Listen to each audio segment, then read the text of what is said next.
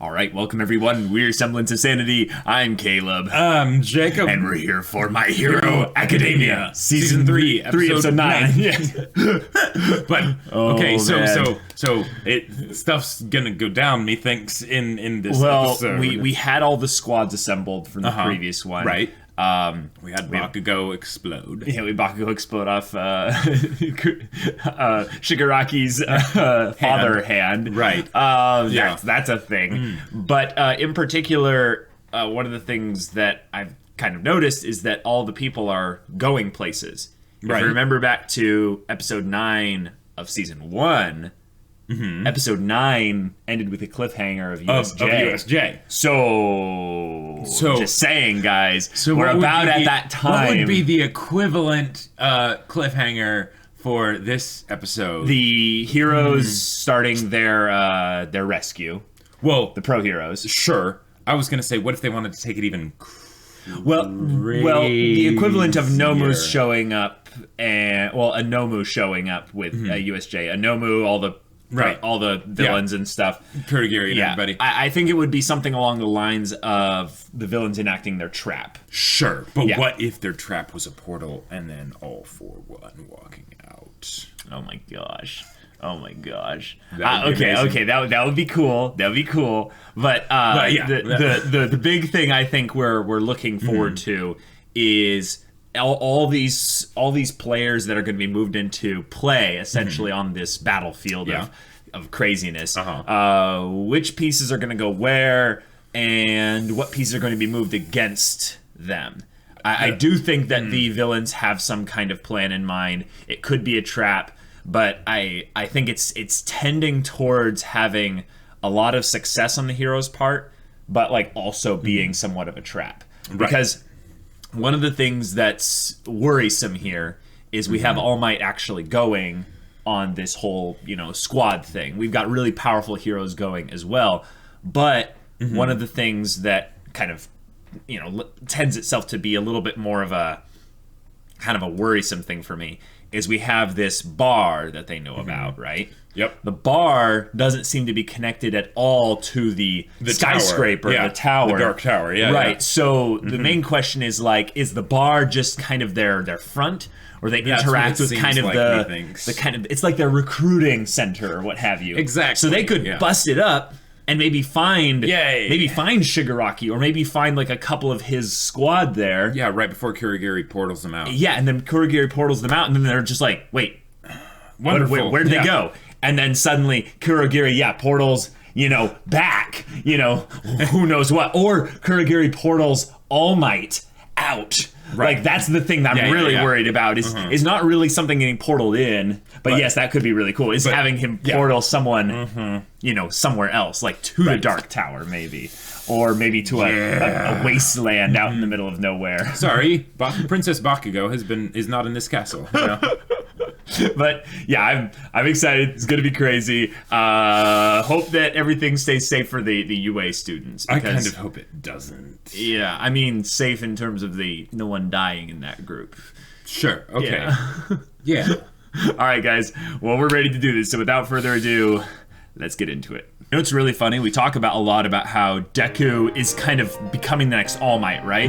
But one of the things that Deku does way more than All Might ever does is cry, right? Yeah. Now, I just hope we get some of that soon. Okay, but one of the things I want to see Deku do. You remember when he saves Bakugo, or he tries to save Bakugo for the first time with the Sludge Monster? He's smiling and crying. Right. I want to see basically kind of the way in which All Might is like that, and where he bridges that gap with Deku. Like, what is the kind of thing that would make All Might cry? Sure. Yeah. Oh, like, if that even comes close to happening at any point, I am just gonna, so hard. It's just gonna be, oh, man.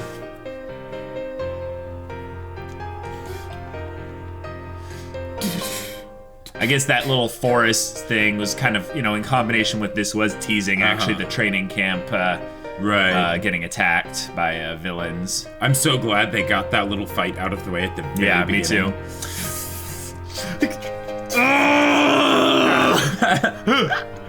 Like, Oh, wait. The heroes all fighting at the end? Except Aizawa were in the squad. Oh. Mount Lady and Kamui Woods. 爆豪カスキの粗暴な行動に Oh, dang! The humility! Taking the high road, Aizawa! 体育祭での一連の行動は彼の理想の強さに起因しています。あれを見て好きと捉えたのなら、ヴィランは浅はかに Yes, exactly! 根拠になっておりませんが、感情の問題ではなく具体策があるのかと伺っております。我々も手をこまねいているわけではありません。 Yes! You damn scum of a league!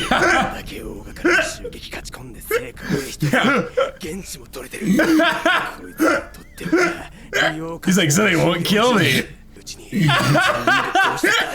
Go, Bakugo, you go. Oh, that's right. No, he's an idiot. 出しましょう。その気がねえなら監修されたフリでもしときゃいいものを。お父さん。いけません、死柄木弔。落ち着いて。手を出すなよ。 Oh. お前ら。 Oh, Shigaraki's learning. 君とは分かり合えると思ってた。 Are they already just... ヒーローも表裏一体。 Are they gonna take him to All for One? ねえわ。仕方ない。せ、 Oh. 力を貸せ。 Lend me your power. いい判断だよ。 All for one. Oh, oh boy.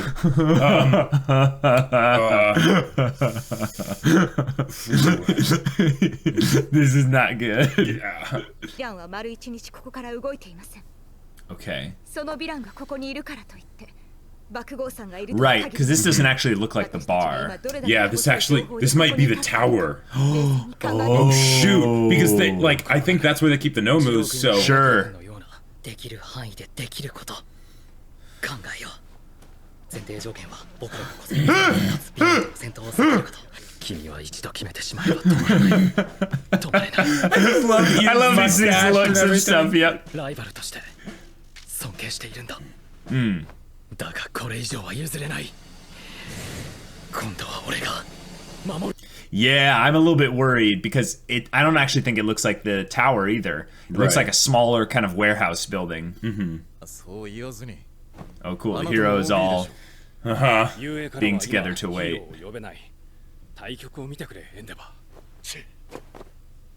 They're all stuffed in this tiny little place. They're in different places. it looks like they are. Yeah. Okay, they're being tactical, so not everyone's just attacking at once. 貴様が変えられなかったのか。もうこんなでプライドガチガチの男だ。 Down to the roots of his hair. Yep. ド Yes. ールが奪われている。 There's another hero there we haven't been introduced to. 主戦力をそちらへ Someone 投 with 入 kind of a し、 white 被害者の奪 outfit. 還を最優先とする。 Okay. アジトと考えられる場所を制圧し、 Oh, the other location. Alright. Gotcha. ここまで大きく展開する事態。 Yeah. 必ず動きます。 This is wasted time that All Might's being in his form, though. ヴィランに何もさせる I think we're dealing in seconds here, Jacob, so it's not 交渉 really. のみ協力要請しておいた。うちに突入されるとは思うまい。 Yeah, we'll see. Yeah, this is the bar. 流れを崩れせ。 Oh, a counterattack. Here we go. Ooh, likes wolves, like you, Jacob. Oh! Rice balls, Edgeshot, Quirk, fold a body. He can stretch his body paper thin. Oh. Oh, dang, that's a really narrow. Yeah. ですわ。使えそう。安全を確信できない限り動けない。それなら私が安心。 Yeah, yeah, do it. やるぜ。それ持ってきてんだな、実は。 Oh, すごいなんだ。 nice, Kirishima. やれること考えたときにいると思ってよ。でも Alright. それめっちゃ高いやつじゃない。 Yeah, probably. 宇宙の考えてたときにネットで見たけど、確か5万くらい。 Whoa! $500 basically? Yeah. Because it's attached to a Nomu. So, oh, purple. This could be where the Nomus are being kept. The tanks, remember? Yeah, the yeah. tanks. Don't make any noise. Yeah. Yep. The tanks. They're all in. Oh wait, no. They have them in there. Okay, they're still in there. Yeah. Okay. And that's what? Didn't they say it was like a dozen? Oh, the music, it's going. I'm so worried. And getting music. Just do it.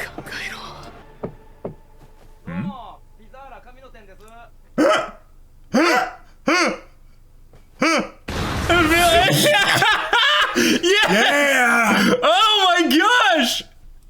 Oh! Whoa! All right! All of them! Oh, dang! Oh, okay. I underestimated you, Kamui Woods. Yeah. Oh my gosh. And guess who's watching this whole thing? Yeah. Oh yeah. And all the physical heroes have nothing physical villains have nothing they can do. Whoa! That's legit. Nice. The American guitar shit. Well, also burning could hurt the other heroes. Yeah. Oh. He's like my hero talking to me. Yeah. So yes. Yep. Oh. Yeah. Oh, the Nomus. Yeah.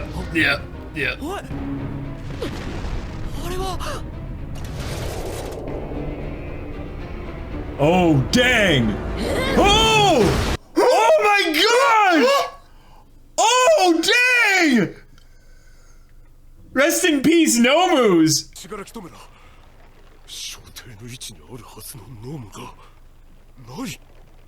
Oh. Oh, they got both spots. Oh! They rescued her. Ragdoll! Holy crap.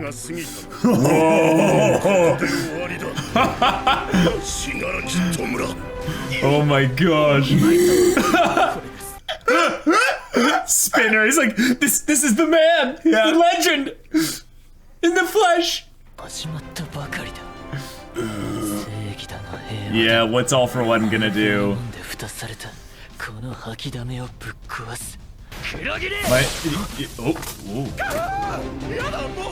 Whoa.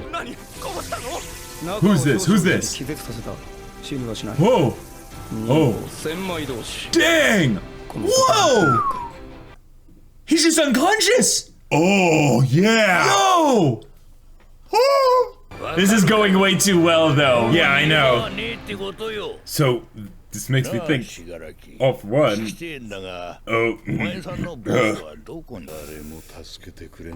Oh, backstory! Backstory, yes.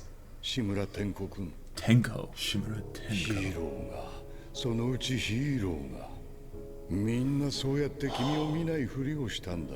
Oh, poor boy.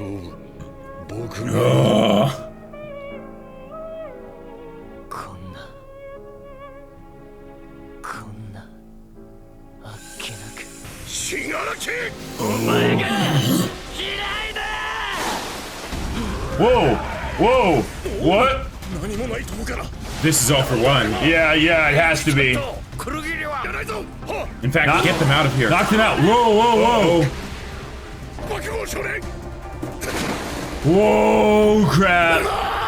Oh! Oh my gosh. Oh crap. All of them. Oh crap. Oh crap. The other team, they're done.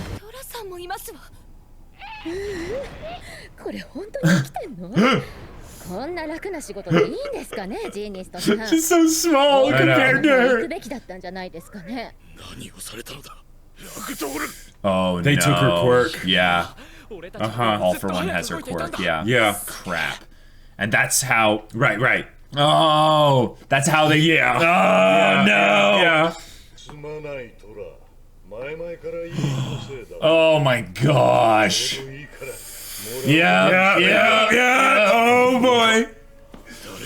All right. Oh my gosh, here he comes. Oh my god. Oh my god. Wow.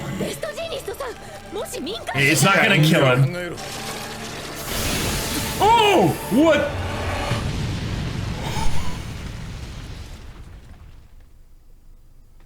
Oh crap! Oh man! Oh man! Oh boy. Okay.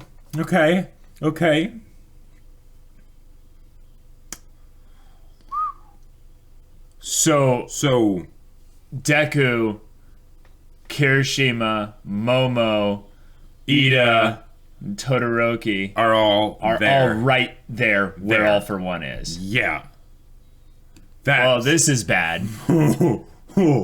Hopefully, they are able to hide. And hopefully it's close by, so All Might can just jump over there and, Jumping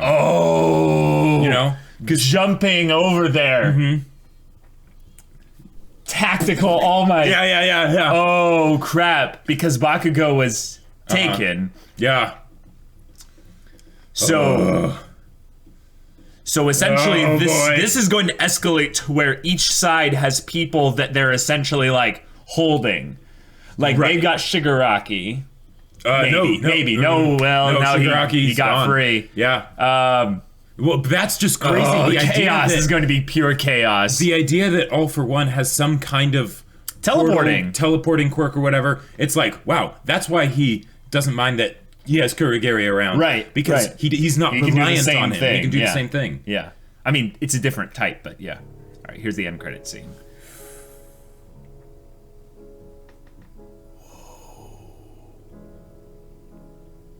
They're just showing the aftermath.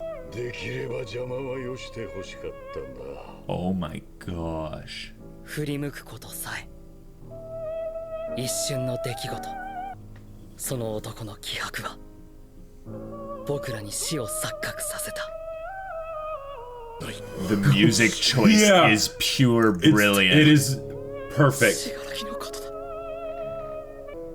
Is he hovering in the air? Yeah. Oh my, he's a god. He's like a god. Like. Oh my god.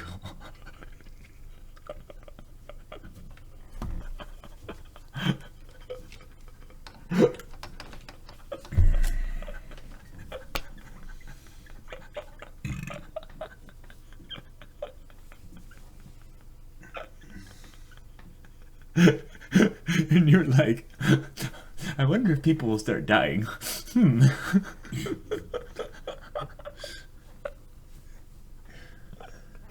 Oh right, we have to do full. Yep. Okay, guys, pardon me and my current statement. Okay, so you don't understand like exactly what this means to me. Like, so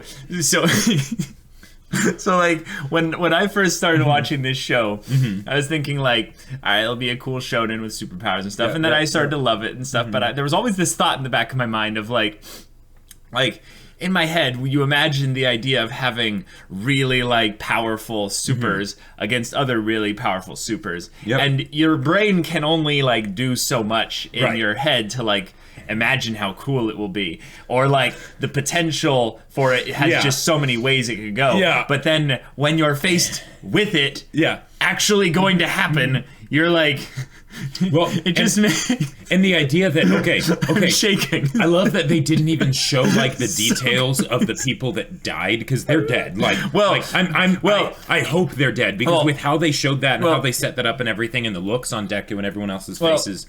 The idea in my mind is that he just killed them all in an instant. Oh, okay.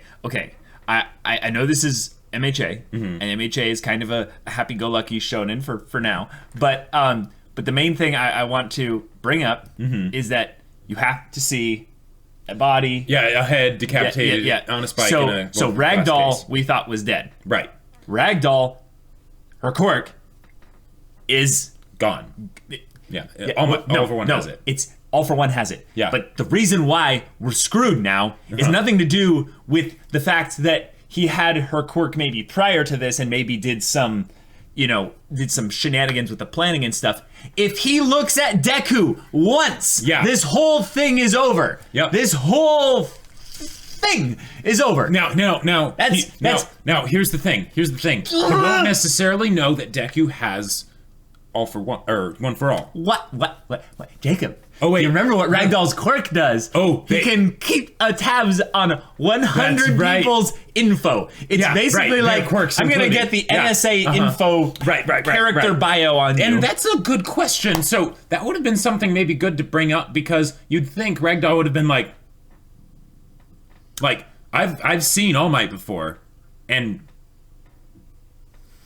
okay, I think one of the things that Ragdoll might have some disconnect for is that while the quirk of All Might has been fostered, by him and stuff for this long time, he's used it and grown with it, Deku isn't able to fully use it. She might not be able to make the connection. But because All for One was the originator of Quirk, One for All. Yeah. He's going to be able to identify immediately what that kind of thing looks like. Right. Especially if he's the kind of person that once acquiring a quirk, he doesn't take a lot of time in order to actually figure out how to use it. Right. Because I would be extremely surprised if he didn't already have some kind of critical thinking and some kind of intelligence quirk.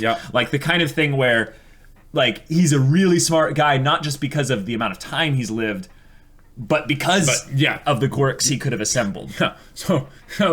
And now we see he's basically a god. Right. He has reality bending quirks in some kind of multiple teleporting kind of. They're kind of rough portals. They weren't very refined, and they had this kind of goop to them. It seemed more like he was bringing things into being or moving things out of their location rather than creating an actual portal. Right. Well, what we can tell by the passage of time was he identified the problem, because I think basically once Shigaraki got attacked, there was a little bit of time from which because we assumed 2 minutes was the time it took from when the raid began to when it was the Nomu showing up. Right. It was all synchronized. So there's no the Nomus were taken after the raid on there. It all happened at the same time. It was that they basically said, we've got the Nomus, and they might not even have said that actually. They might not have had that connection, but if they did, it's okay. And then they stopped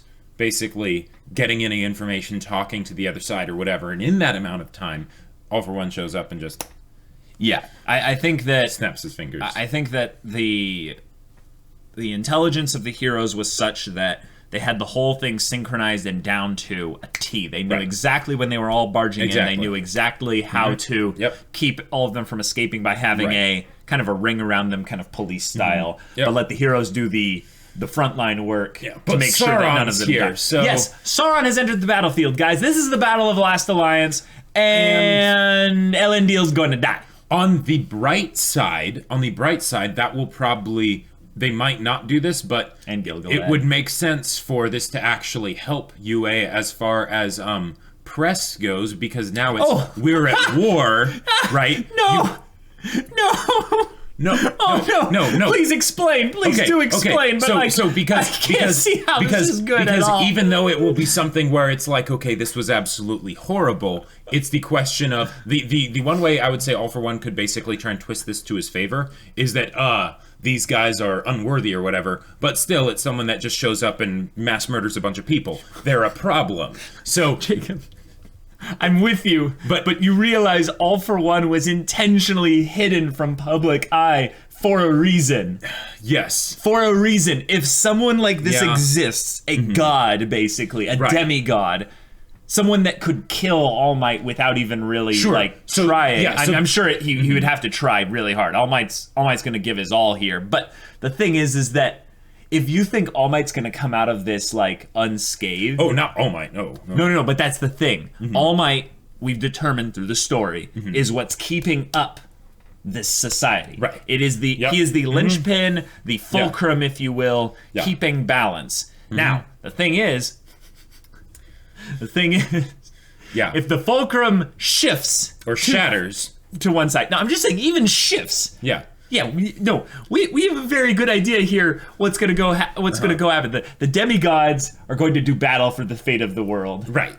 And it's gonna be amazing. All the mortal humans will look on in awe. Right. And stuff's gonna happen. Right. And the scary thing is that it's going to take a while for these two to actually come to like blows. And in the meantime, one of the demigods is going to flex what they've been holding on to for a long time. Yeah. And I like the idea that he had to deplete some store, probably because it was just too much while he was regenerating or something. But we saw some kind of red lightning, some kind of red black like energy lightning stuff. Yep. He exploded the building. We know he has Ragdoll's quirk. He has some kind of goopy portal teleporting stuff. thing. He can also fly. Yeah. Or at the very least, he has the ability to float. We don't know what he's doing there exactly. But right.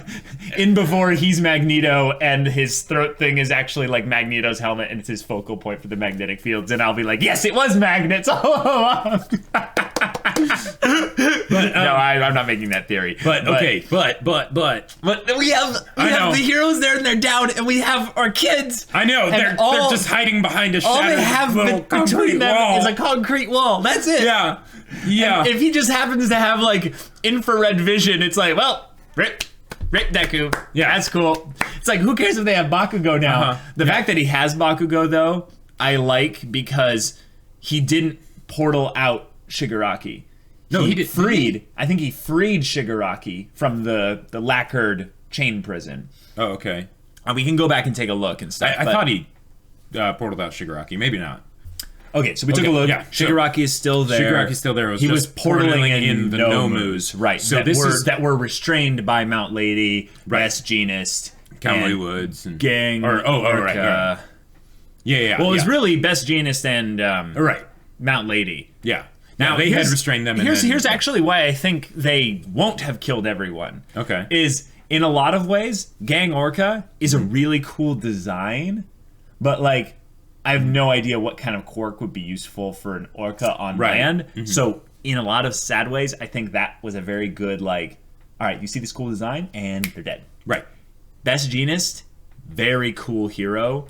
In terms of his quirk and stuff, they don't need his quirk to defeat All for One. He's the kind of person that is a very good, like, you know, just kind of like Kamui Wood's restraining hero and stuff. Well, like, kind of holding people in place and things. But if he dies, the plot can still move forward in a lot of ways. He's not an Aizawa, basically. And since they had someone train with him, ironically, Bakugo, who's tied kind of directly to this whole plot. Exactly. That's a way that they can have there be a real impact felt by his death. Exactly. Mount Lady, though, I think is actually kind of protected by plot armor a little bit. Oh, really? Because she's huge, for one. Okay. We don't know the effects of gigantification to where she could actually maybe, like, have, like, a destroyed leg or something. But, you know, the amount of surface area, you know, the attack would need to cover in order to do, like, serious damage might have actually protected her. And it could also be, there's also the distinct possibility that he just portaled them somewhere else. Wait. All for One. You mean the people, like... Yeah. No, like, it looked like... I hope they're dead. It looked like the red lightning energy stuff wiped everything away. Them all out. Yep. I think the really big thing that they're going to bring up, though, is not the fact that necessarily pro heroes died, because there probably will be some, but that all those cops are dead. Oh. Because here's the thing of where, yes, you're right, this is kind of a war situation, but if we have dead people, like police officers, you know, they're not pro heroes, but potentially also innocents, people that were in like houses or just workers, like janitors in like buildings across the street and stuff. Like it's like 27 injured and 2 dead, you know, and then whatever happens if a fight continues, that's the kind of thing where yes, like lots of innocents would die, And and that's where I think, while you're right in that the pro heroes can turn the attention away from themselves as being the problem. They can say, no, it's villains, like serious threats like this. The problem with media is that they then spin the story to then be about, but you had to have known about this person existing, and why were we not properly prepared for an attack by someone of this threat level? And the response to something like that is, that's cool, we can talk about that once the war's over. But see, that's the thing. Like, if you want us to not fight these guys, say so. But I am with you. But the thing is, it doesn't matter. That's just basically pushing the problem down the road. The heroes are screwed. Like, in a lot of ways, it doesn't matter what the outcome of this fight is, because the hero society as a whole is going to change just dramatically. In a lot of ways, I could see this going the way a lot of X-Men storylines go, where the government, essentially the security of the citizens, is taken to an extreme. And then they say we just need to wipe them all out. Well, no. It's just that the state essentially becomes kind of a militarized police state in a lot of ways. And I don't know if MHA is going to go that dark of a route immediately, but I could see things escalating towards that route, where it basically starts having there be a thing where the heroes are already regulated by the government and stuff, but they essentially have a little bit of independency because they have hero agencies. So the hero agencies can decide, maybe in a lot of ways, like, all right, we'll take this job, we won't take that job. We'll leave that to hero agencies that are more local or smaller, so they can do that and stuff. But that independency might be gone, and what they might do is dissolve all the hero agencies and just say, all right, we have the government hero agency, and you're either in that agency or you're not. And then it's like, we just start taking away lots of people's licenses, maybe unintentionally making more villains. Well, and that what I'm kind of hoping it turns into is basically a dystopia. Where except where it's not the government kind of a thing, but where All for One, especially if he manages to defeat or even kill All-Might, just to not die. Right. If they don't kill him here, we have a big problem. We have a huge problem. So what I want to see is basically where now the class of 1A, or all the hero students basically are now needing to be in hiding, led around by Aizawa as he's like keeping them safe from that feels a little bit too Ruby Volume 3, Jacob. I don't think we'll have that big of a disruption of the status quo. What we could see is something like that, but having it be more along the lines of the villains have control of maybe some specific area or something like that, and it then goes into a war with territory and people on both sides. The main thing I think going for the heroes though is numbers. The numbers of the heroes so far, as from what we can tell, greatly outnumber any numbers the villains could have, because they're just beginning. But once All-Might goes down, whether it's through dying or using up the last of all, One for All, I think that's where things are going to get crazy. Is that I think it's really early in the show's kind of general story to have any big deaths, I'm talking deaths like Bakugo or any of the big students, the main characters there. They will hesitate probably to kill kids. But I think now any demigod level heroes, any big plot level heroes, they're on the table to die now. And it's really just a question of which direction does this show want to take it. And I'm sweating, I'm shaking. It's just there's so much in what could happen in just the next 2 episodes that it doesn't have to be even really a big battle. That's the thing that blows my mind. This is going to be a 2-core season. This is essentially the build up to the mid-season finale. What happens after that? Okay, so let's recap a little bit. We sorely underestimated specifically Kamui Woods and Mountain Lady. I loved the use of Mountain Lady to just be holding a Nomu. Foot stomp the building. She's all in the previous bit we saw her in season 1. I have to make sure that I don't cause collateral damage, because she's yes, I'm a hero, but I'm also a public servant. I can't be just causing wanton destruction here. She's oh, I can just level buildings? Oh, okay, cool.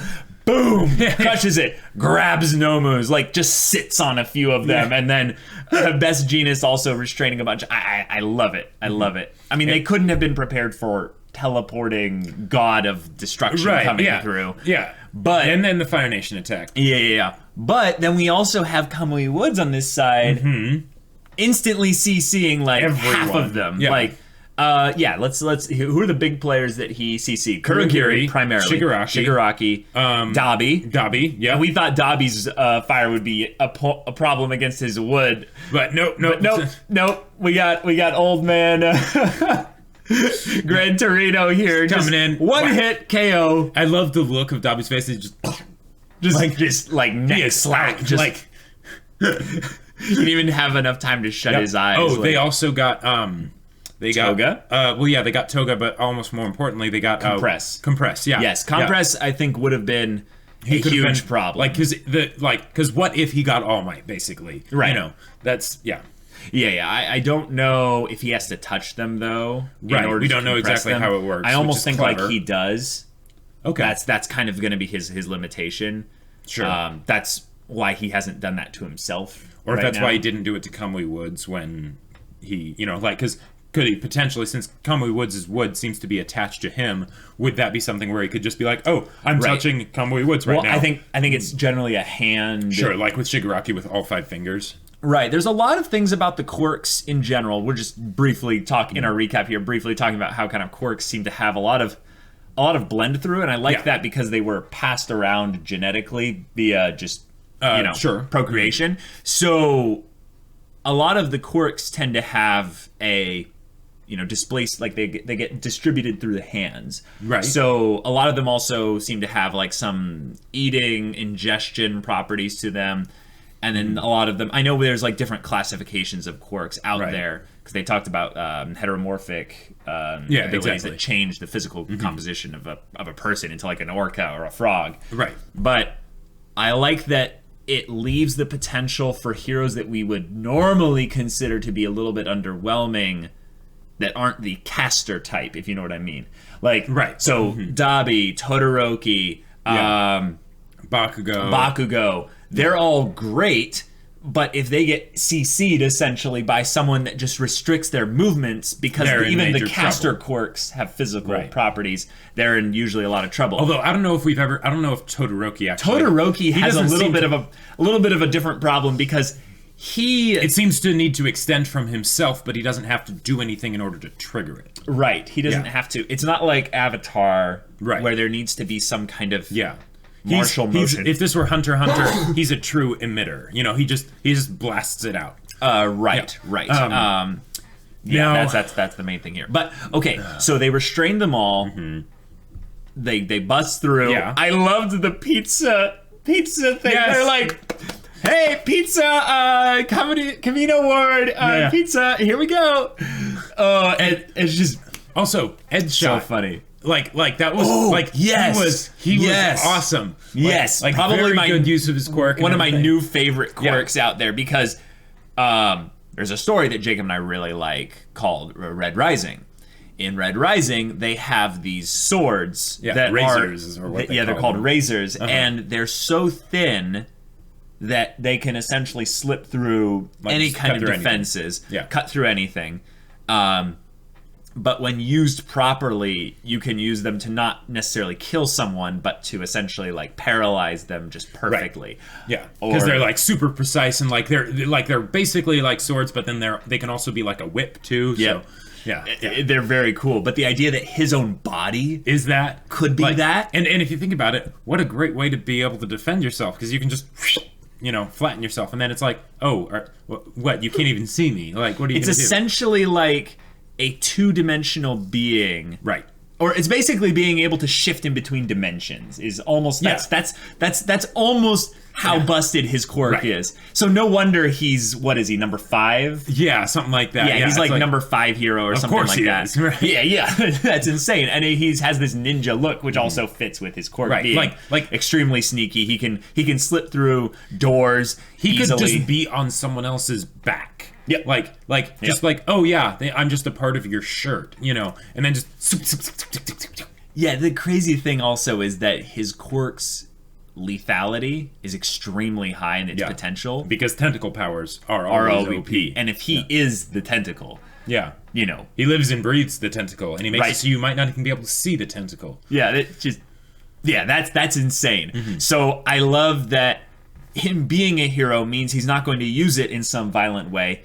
He's going to use it in a way that's effective, efficient, and doesn't leave like permanent damage. So his little, I just stabbed you, Kurogiri, you're out, you're unconscious. I'm like, yes, that was amazing. That is the kind of thing that shows that the heroes are not only intelligent and have powerful quirks, but they're competent. Right, exactly. When they're They've been doing this for a very long time. Right, right. And all this happened in a matter of seconds. So when, you know, essentially you have a D&D group bust in through this section of a dungeon, they all have their, you know, initial surprise turn. All the heroes activated that, and in just the first round of surprise, they won the battle. Right.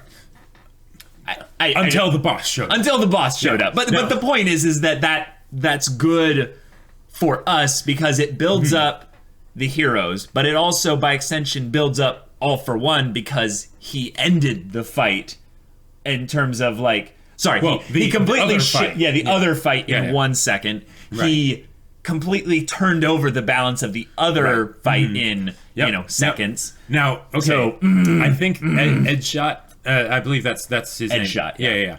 That is another one of those quirks that goes on the list of let's hope All for One never gets this quirk because he could hide like okay, and it's the reason why we didn't want him to have invisibility too. Well, and about that, since he has Ragdoll's quirk, would he ever actually be able to track Invisible Girl? Because he'd have to see her.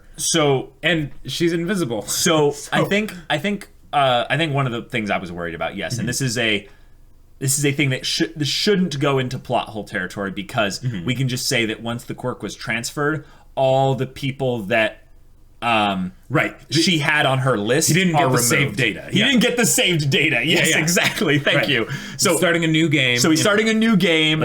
All of Ragdoll's original people she had on her list are no longer there. Right. So when he gets it, he has to accumulate a new list. But this could go into plot hole territory because if 100 people, that's a lot of people. So, like, he could very easily just have Deku, if he ever sees Deku, just keep him on there at all times. And then any time Deku does something, All for One should know about it. Unless there's some kind of range. I don't think there is, though. I think that there might be a range limitation, but we'll have to go back and check on that. The main thing is, though, is that Ragdoll's quirk is kept somewhat vague in certain areas because of potential plot hole territory.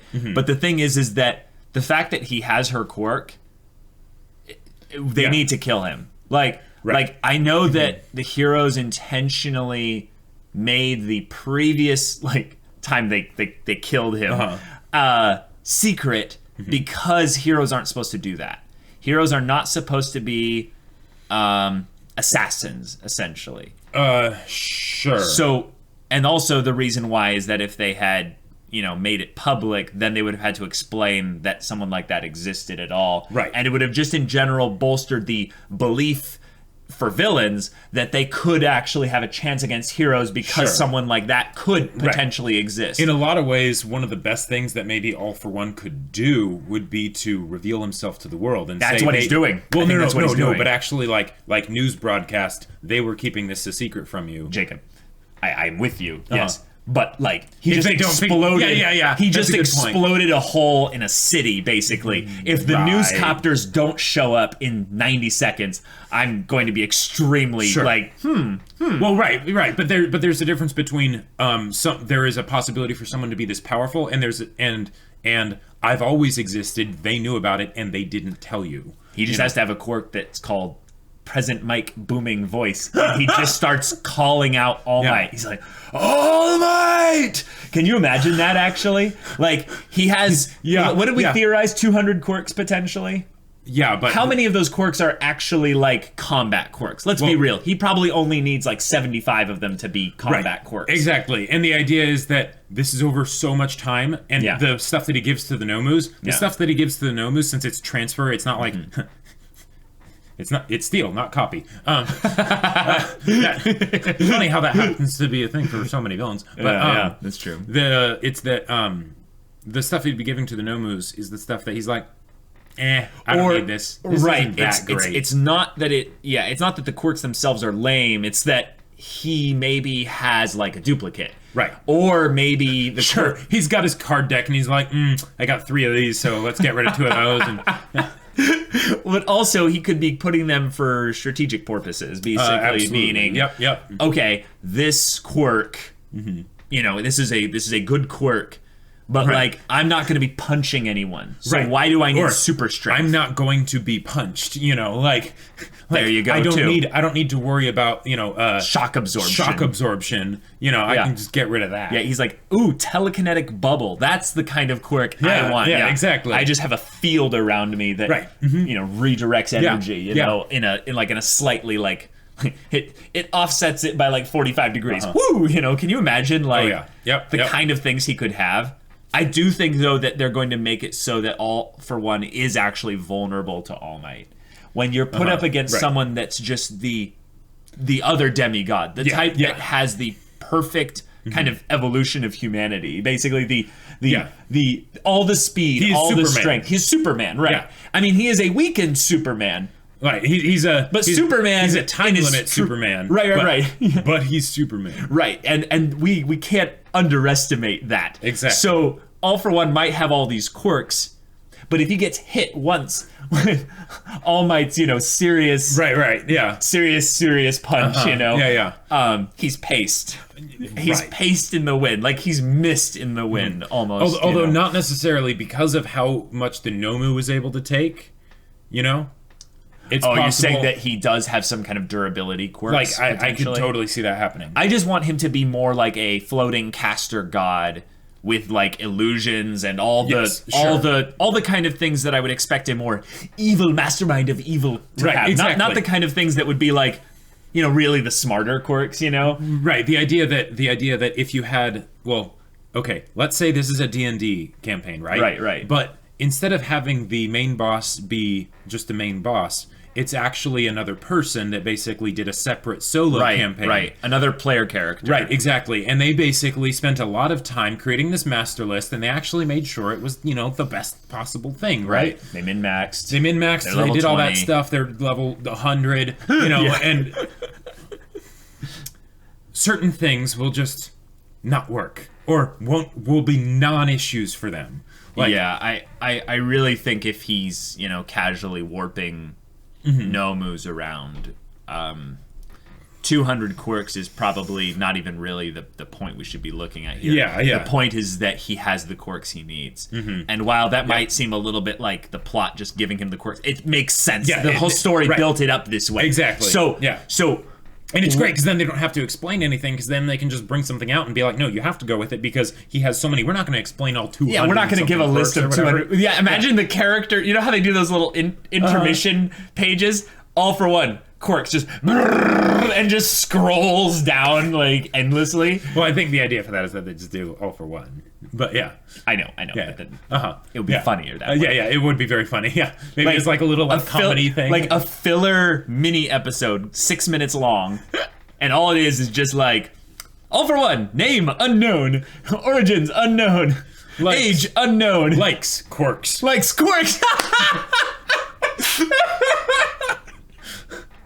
Oh no! Like that's too good. Like, hi, my name's All for One, and I like quirks. Hi, All for One. But they're like, okay, it's been 3 months since my last quirk stealing. But what I find really interesting is that All for One is also setting this up so that it's not, because Sauron's on the battlefield. He doesn't need the orcs now, right? Well, he cares about one of the orcs. But the idea is he really for some reason wants Shigaraki to be kind of like the next him. Right. And while that's mirroring the Deku All Might situation, it is a very twisted one in that we probably should talk about the flashback bit, but continue with what you were talking about. The idea is that the fact that he didn't portal Shigaraki out like he did with Bakugo, that actually could be something that's encouraging and give us a little bit of hope, because that posits that maybe All for One, either he wants Shigaraki to be there to see it, or because he'll be able to help do something effect-wise that he can't by himself. I think he believes in Shigaraki enough to be like, you've learned, you will now actually have to prove yourself a little bit more and fight these heroes. Yeah, okay, yeah, there we go. But if it's something where All for One basically is like, it would be helpful to have Shigaraki around, that connotates that there's things that he can't do, or that he has limitations and stuff, which would be very helpful. I think he's also on a time limit. I think that All for One's time limit is not one of age or one of just using his power. It's one of that he knows that his time is just on the way out, potentially. He realizes that just with the way Hero Society has just completely dominated everything, he needs to basically have contingency plans in place. He can't be a single point of failure, kind of like All Might is. So in a way, he's basically saying, All Might, you're an idiot. You've propped up this entire Hero Society on your belief that you can do this with a smile, and that is ignorance, that is hypocrisy. However, I have like 12 contingency plans out there. Like, who cares if I go down? Like, that's the kind of thing where think... Yeah. Go for it. No, you first. Oh, okay. What I was going to say is that, like, it's kind of reeks of the all according to Keikaku kind of thing, but I actually think he is being desperate here. Him showing himself, him doing all this, I think is more because he has some personal connection, at the very least, to Shigaraki. Sure. He has some investment in this whole thing that goes beyond just his necessary, like his need to survive. Right. So he's willing to essentially put his chips on the table, like go all in, and basically say, all right, I wasn't necessarily thinking we would start now, but I have all these Nomus, I have my Quirks that I've assembled, I have my pawns. Right. Cracks his knuckles. He's like, all right, time for a god to show what he can do. This seems almost like in, say, like the Silmarillion, right? Yes. Morgoth with like his armies, because in season one Nomu was like, oh my gosh, and it's like the Balrog in the Fellowship of the Ring. Right. But the idea that in the Silmarillion, it's like, oh no, Balrogs, we casually throw Balrogs around like they're nothing. We have dragons, dude. We have mountains, Sorry for all the Lord of the Rings references, guys, but the thing is that when superhero stuff goes into the mythic territory, it starts to sound like a fantasy. It starts to sound like a fantasy, and less like a pseudo sci-fi kind of alternate universe. Because you do get to the point where you're basically having the battle of the gods, right? Right. You have people that like that red lightning stuff.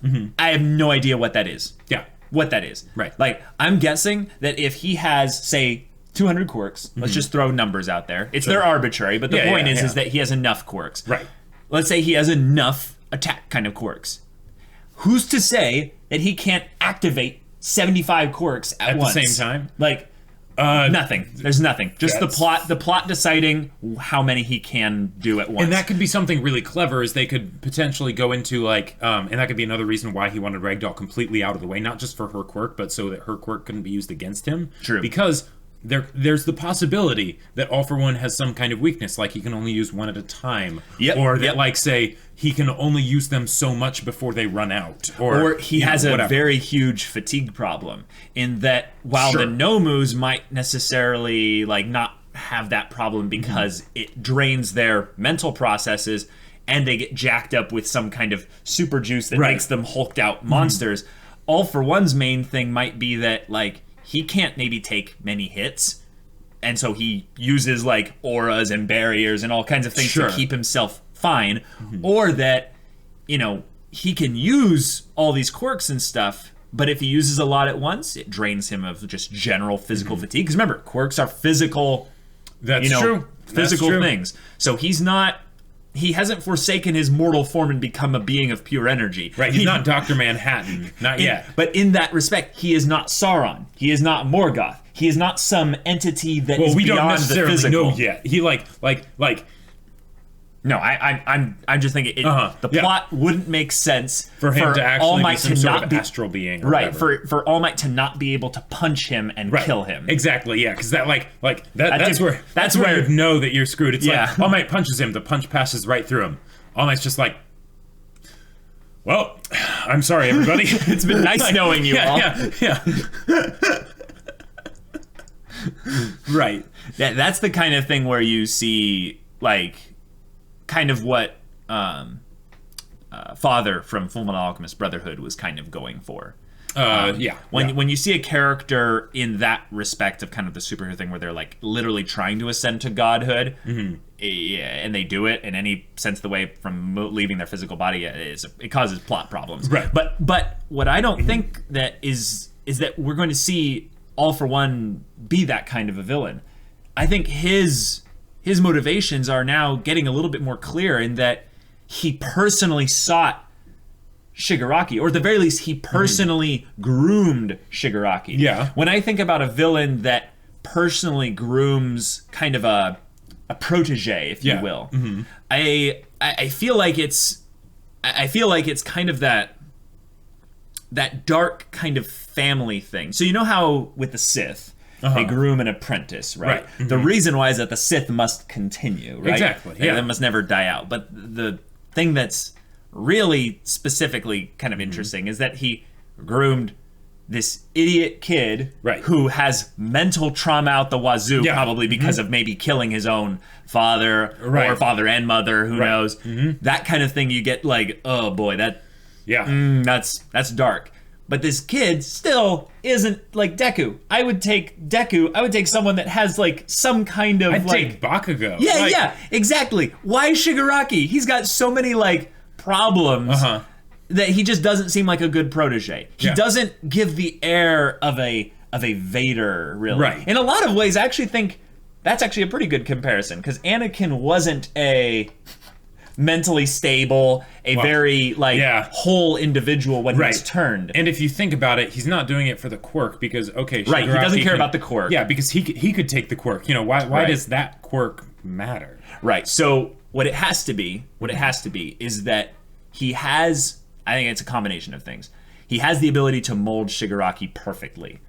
Shigaraki is already being mentally prodded with. And Shigaraki has gotten a lot better. Just from what we saw in this episode and stuff, he was a lot faster on the uptake of things. And his arc is on its way. It's well in motion, and that's good, because we want, kind of in a lot of ways, Shigaraki and Deku kind of, at least, I do.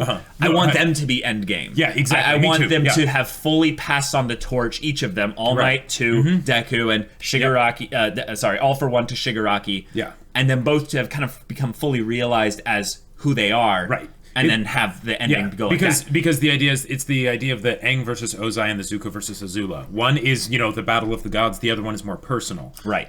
And that's the thing I wanted to bring up, is that this thing with Shigaraki, there has to be some kind of connection between All for One and Shigaraki. I think probably. I think that the only reason why he would choose a kid at all is because he can mold them. Sure. Right?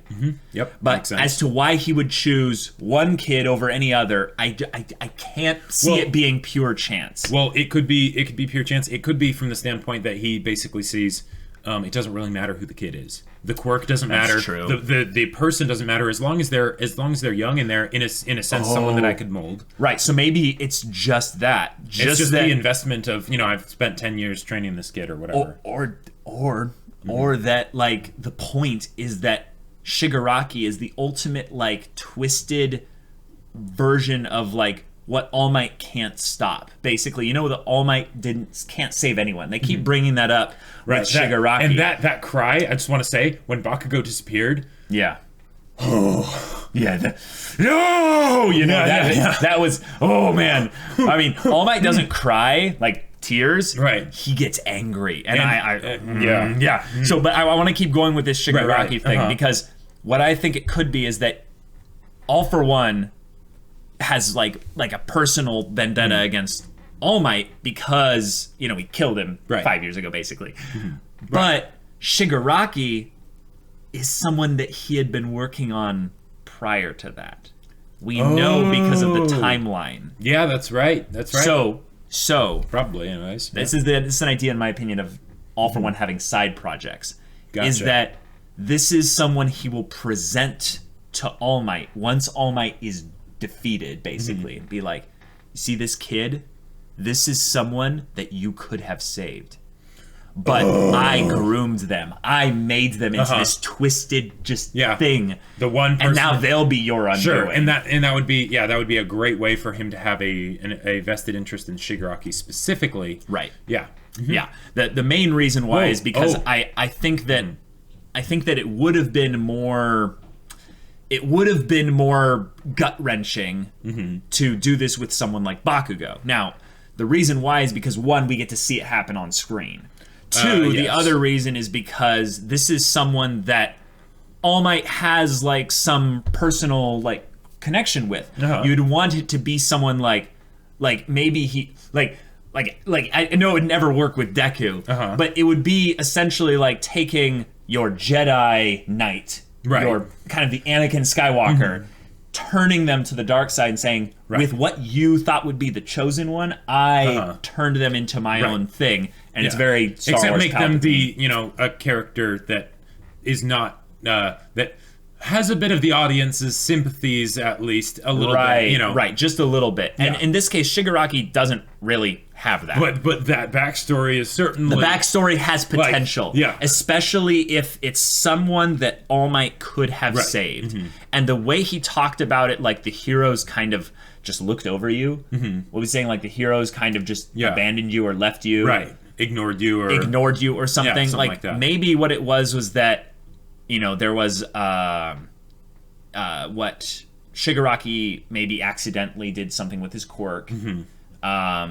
Maybe in a lot of ways they took the kid from his family or something. Oh, I just realized something. I don't know. Go for it. But whenever Shigaraki picks stuff up, he never grabs it with all 5 fingers. Well, that's because it'll break. Right, but that means that he doesn't have actual control of his quirk. So whenever his quirk started manifesting, it probably was something where, he probably did. Yeah, but the reason why I think there's got to be something more to it than that is because they keep focusing on how All Might couldn't save everyone, and then they brought in Shigaraki. I'm talking about the stuff like this happened in 225, the stuff that happened when they... here's a crazy, wacky thing that they could do. What's that? So Shigaraki has made many mentions to father. Yes. But none to mother. Now, I think that might be because he didn't necessarily kill his mother. Right. There is absolutely no reason why it would have to be this.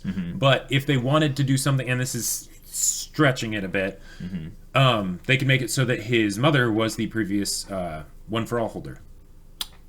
Why? Because the idea is that that's the one person, as far as what it seems to be, that's the person that All Might wasn't able to save. That might be a completely bogus theory, and it probably is.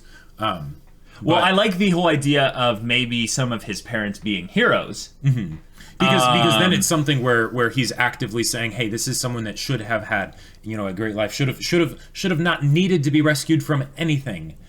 Someone close to that person that you weren't able to save, or something like that. Possibly. I like that theory. But it doesn't have any hints tying to it right exactly. now. So I think the big thing we can glean from that is that the idea that his parents or a parent was a hero. Sure. It makes sense that he would be tied to the hero lineage, so to speak, because there's this whole thing with lineage in My Hero Academia, where we have characters that are important. It's a shonen thing as well. I mean, it is a very big shonen thing. And not just a shonen thing. Like it's like a hero's journey kind of thing. Exactly. So having the parent of an important plot relevant character be someone that's plot relevant to the story as a whole is good, but I think that MHA doesn't necessarily rely on that trope too much, because then they would make like Deku's father be like, who is Deku's father? But no, his father is like just out of the story. It's not important. He was a fire breather though. Right. Yeah. And they're not making Shigaraki like the secret love child of All for One. Like that's like a theory that actually has some decent weight, but like you can just tell by the way this is like being set up, there's no way there's no way they're doing that. Right. One, also because, like,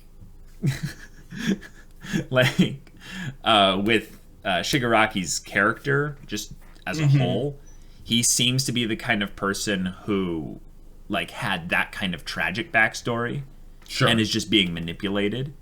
Like, the tragic backstory being, you know, he killed a parent. Well, and the crazy thing is that if this does end up being something of Deku versus Shigaraki in the end game, would they possibly be setting it up for something where the way that Deku is the greatest hero is not because he was strong enough to defeat... Well, we've theorized the villain, before, but that he's able to turn Shigaraki back to good. Yes, yes, it's the good example of power of friendship, but not that. So we're jumping really ahead here, but I really like that idea. I think that might be stretching it a bit. Oh, the whole I just can't really see where the evidence of those kinds of things point to that. Absolutely none. Okay, but you came up with that. I really want to know, what was your reasoning? Because of all the stuff of, what you were saying about having Shigaraki be tied to All Might in some way, I think that is really good, and they should do something like that, because, you know, it's just so juicy, right? Okay. And that could be one potential way that they could make Shigaraki be connected to All Might. As like the you know, like I was saying specifically about how he could have been saved by All Might, like directly saved by All Might, but okay, I guess the idea of him potentially having some kind of encounter with villains, or him killing his parent or parents, and All Might maybe being the kind of person of being like, it's okay, you'll get through this, or something, and it's like you could have saved the broken alone child. Instead of having it be a thing of physically saving them. You're so focusing on beating the bad guys and being the hero that saves the day, you didn't have the time for the one kid who needed you. Right. I think that might be something that they're leaning more towards. I like your theory too. I don't want to discount it. I'm just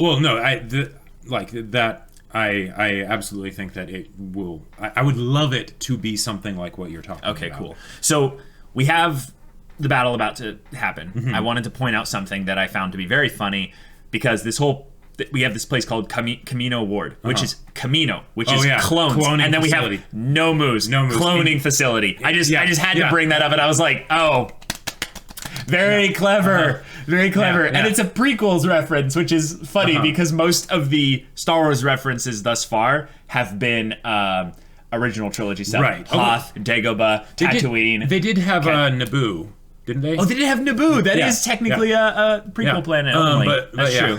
That's true. That is really clever. I love it. Yeah. Camino Ward and cloning facility and Naboo facility. It's like, oh, cool.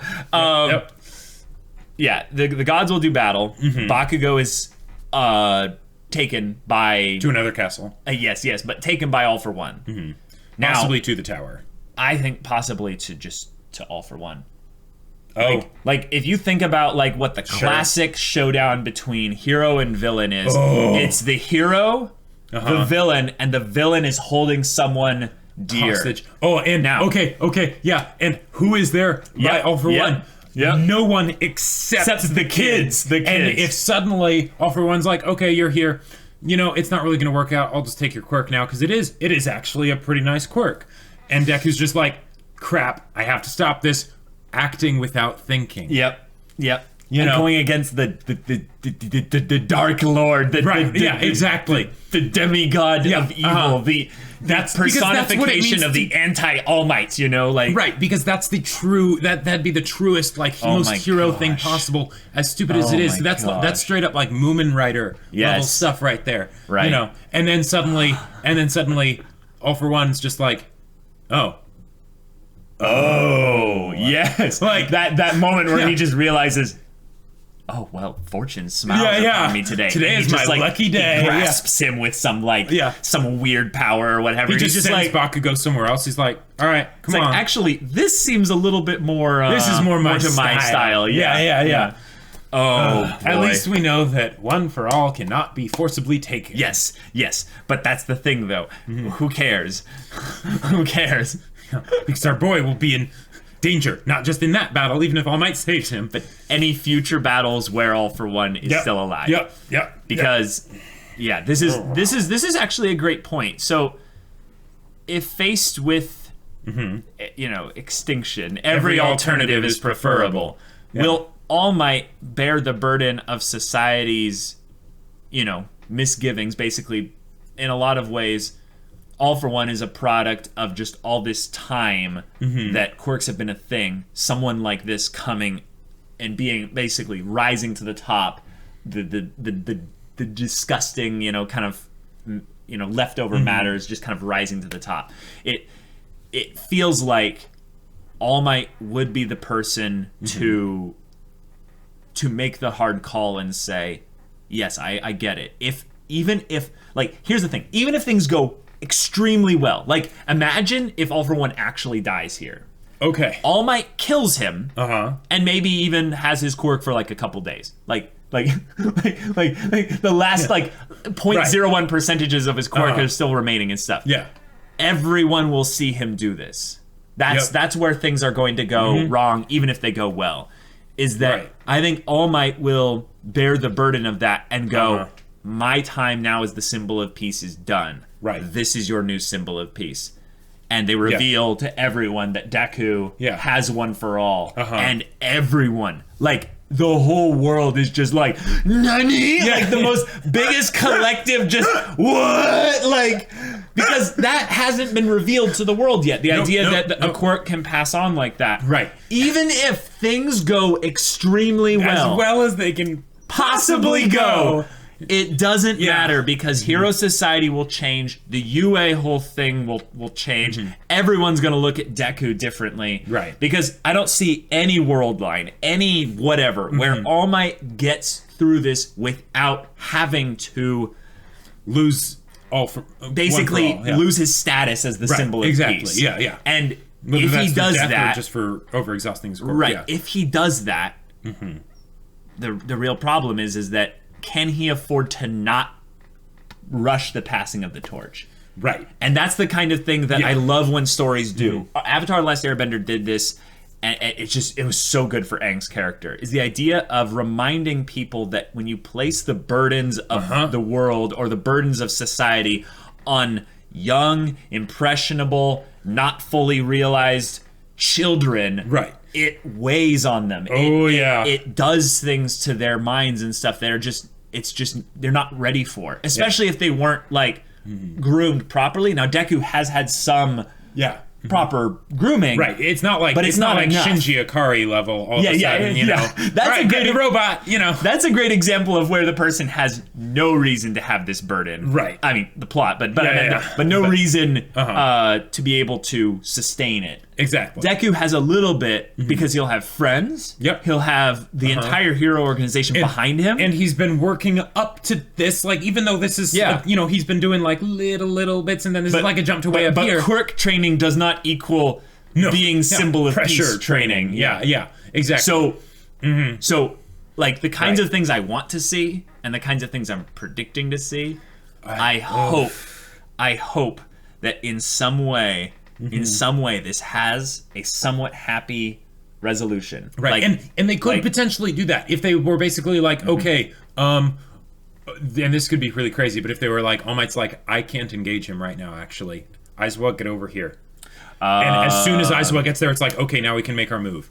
And that would be nasty, because it's like, okay, All Might's letting All for One go crazy. We also wouldn't it be actually a really funny coincidence if the press conference was somehow near this whole thing? And now, this is my sadistic side, I'm just saying, but what if it was disrupted because of collateral, you know, just craziness? And then it's kind of one of those things of like the journalists essentially who are like, yeah, we're trying to manipulate Aizawa into speaking things.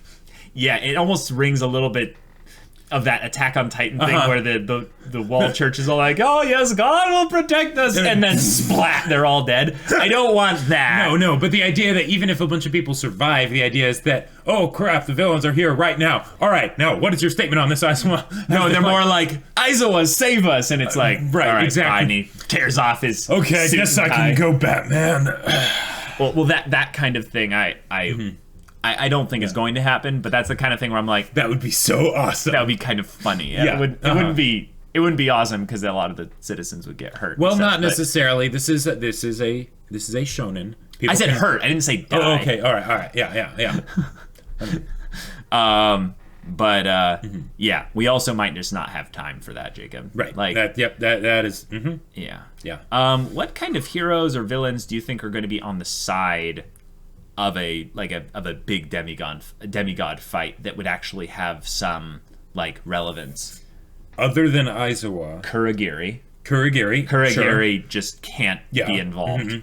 I mean, I know that All for One can do some kind of stuff there, but if you have one that you're not watching, you're not kind of prepared for, the other thing I think is... Especially since All for One could potentially immobilize All Might and then just, boom, Kurogiri, he's in half. Right. I also think anyone that has some kind of just general range quirk could be a problem. Sure. Just general range anything. Yeah. I think the only person who really fits that bill is like Magni and Dabi. Oh, Compress. They also really don't want Compress there. Compress, we don't know if he's melee or range, though. Right, but so the fact is he's that a wild card. He's yes. CC, and if he did manage somehow to get All Might... But let's say Bakugo is freed. Like, he's not, he's not under the control of All for One or anything. The skyscraper in the distance just randomly starts exploding. That would be funny.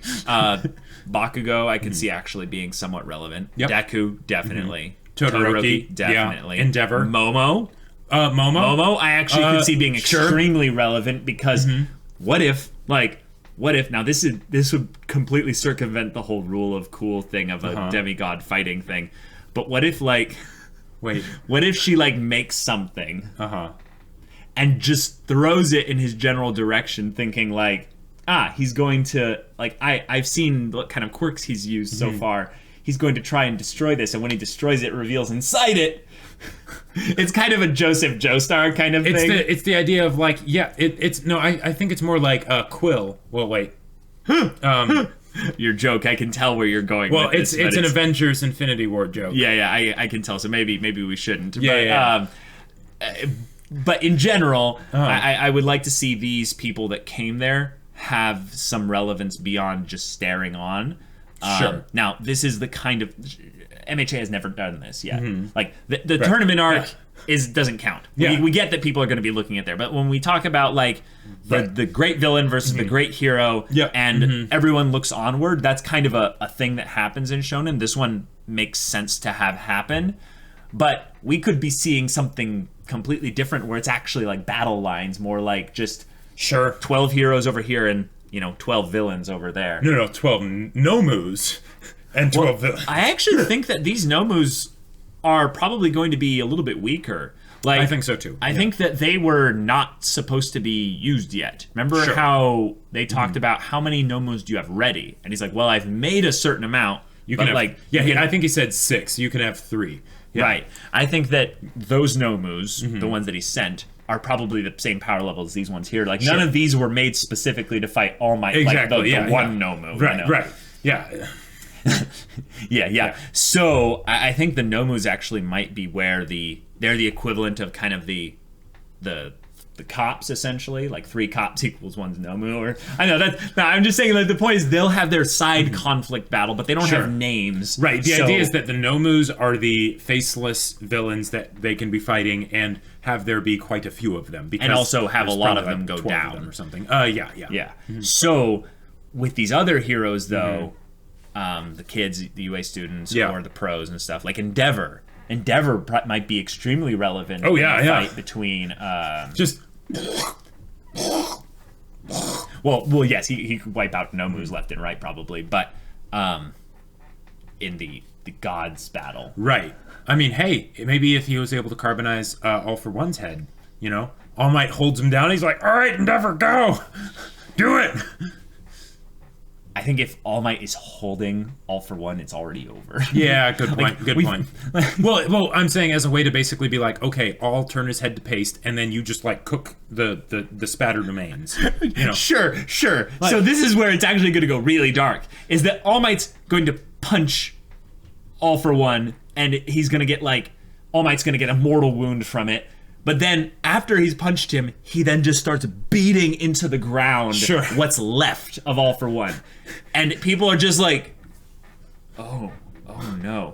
and like All Might's got blood on him, and he's got it's like straight up like Patriot, where it's like, you know, just blood everywhere, and then when he stands up and he's just covered in blood, he's just like, Endeavor, finish it off, and then Endeavor just comes in, burns everything. I think that's a different show. That would be so twisted and amazing, though. Like, no, see, like this is not that show.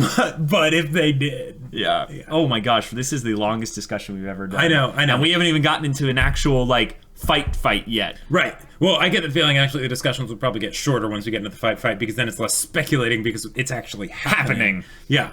Right. But, that's true. Oh, man. Okay, guys. This episode. Oh my gosh. I can't wait to see what the UA students are going to even attempt to do. Yeah, I hope that thing of Bakugo going, like, all for one, about to take Bakugo's quirk, and then Deku having to run in, that would be so, like, how could it possibly get any worse than this? Yeah, like, I'm with you, definitely. All right, guys, well, yeah. Boy. If you want to watch full-length reactions for what we do here, go check out the link in the description below for our Patreon. We have a Discord there as well. It comes with any kind of Patreon support, so you can chat with us about MHA as it's coming out and stuff. All this craziness. All that jazz. Awesome. But yeah, if any of that interests you, check it out. If not, that's cool. But until next time, or until then, we're Semblance of Sanity. I'm Caleb. I'm Jacob. And we'll see you all next time.